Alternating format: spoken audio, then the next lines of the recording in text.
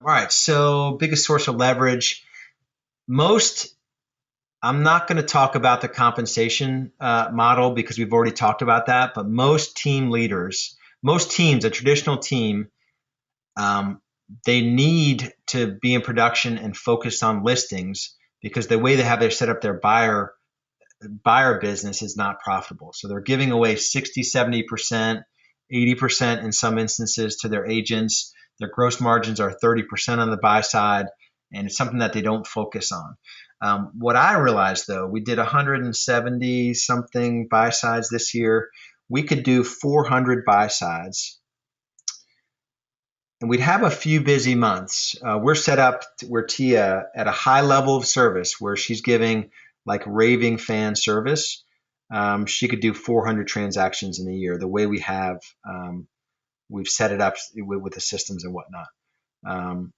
And so there's no additional hire there. There's no additional leads really for the most part. I need some more agents. So I'll need 8 to 10 buyer agents on that side, each selling 40 homes. And so we could do 400 sides on the buy side without any additional overhead on my part. It's really, really cool.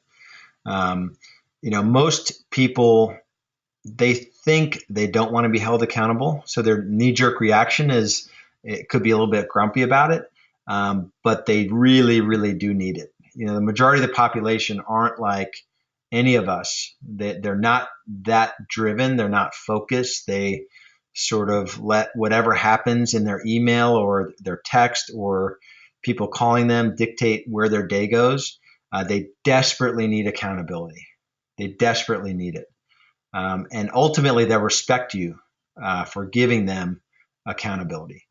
Here's the truth. There's no other sales job, a legit killer sales force, sales organization that doesn't have a high level of accountability, quotas, that's driven. Some of it's still even like old school boiler room, so our approach is a little bit more loving than some of the sort of depictions in these movies of like Boiler Room or whatever, or Glenn Ross, which is really cool. Coffees for closers.